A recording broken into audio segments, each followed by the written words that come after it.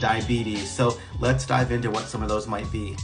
First and foremost is frequent urination and thirst. So as a type 2 diabetic, our bodies simply have too much sugar in our bloodstream. Now, as a result, our kidneys are really going to go into overdrive and try to flush out that extra blood glucose. But as a result, we're going to be going bathing quite a bit more, and our bodies are really going to be craving and really needing that extra water, that extra hydration to keep our kidneys pumping at their best.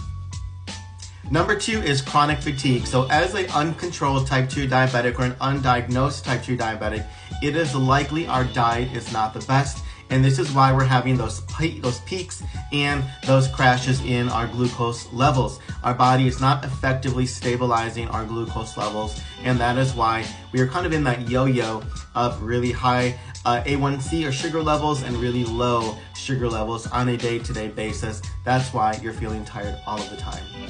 Number 3 is numbness or tingling in your extremities. And that's actually the biggest sign that I had when I was an undiagnosed type 2 diabetic. And the entire reason I actually went to my doctor was because I had some severe tingling going on in the tips of my fingers. It felt like the tips of my fingers had fell asleep.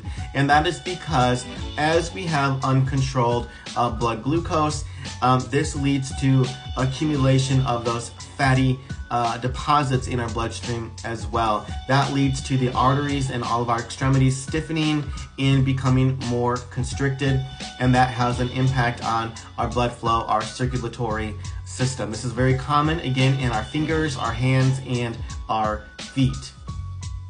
Next up is skin changes or darkening of the skin. This often happens in the creases of your neck, as well as in your armpit area, as well as your groin.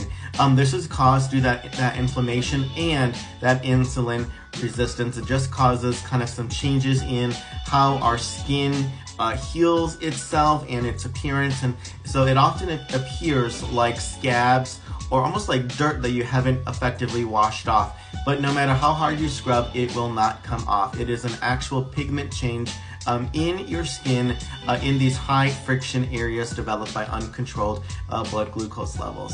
So that is another indicator of type 2 diabetes. Last and certainly not least is vision changes. So I've done a video about this in the past, but as our blood glucose levels increase and decrease, that can lead to fluid changes in our eye. That's also related to hydration and dehydration.